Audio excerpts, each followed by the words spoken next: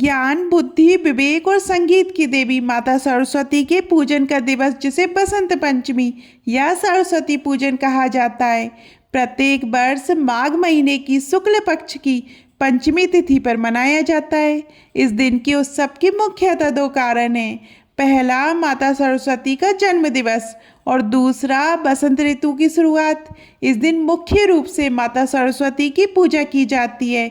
श्रद्धालु उपवास रखते और पूजा के समय बसंत पंचमी की कथा भी जरूर सुनते हैं।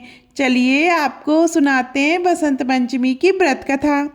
पौराणिक कथाओं के अनुसार इस दिन माँ सरस्वती परम ब्रह्मा के प्रकटति रूप में अवतरित हुई थी।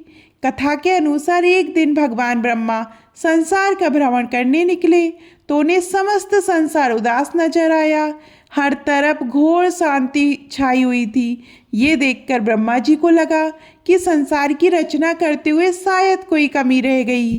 भगवान ब्रह्मा एक स्थान पर रुके और अपने कमंडल से जल निकालकर छिड़का।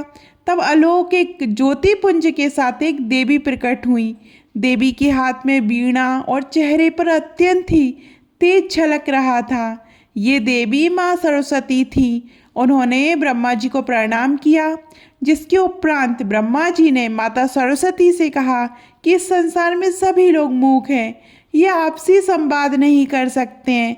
ये सुनकर माँ सरस्वती ने पूछा कि प्रभु मेरे लिए क्या आज्ञा है।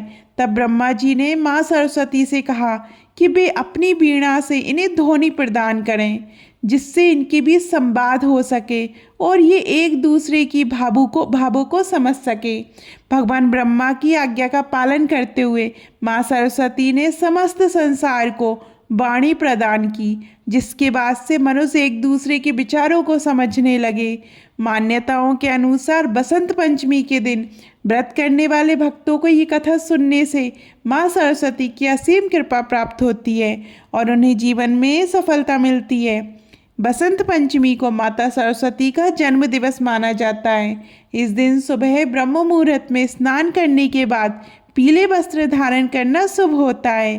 पूजा के दौरान पीले फूल, पीले मिष्ठान का भोग माँ को प्रसन्न करता है और इस व्रत से व्यक्ति को आत्मज्ञान और बोध की प्राप्ति होती है। माँ सरस्वती और आशीर्वाद से व्यक्ति शिक्षा और कला के क्षेत्र में उन्नति हासिल करता है। आपको ये कथा कैसी लगी कमेंट में जरूर बताइएगा और आप सभी को बसंत पंचमी की शुभकामनाएं। धन्यवाद।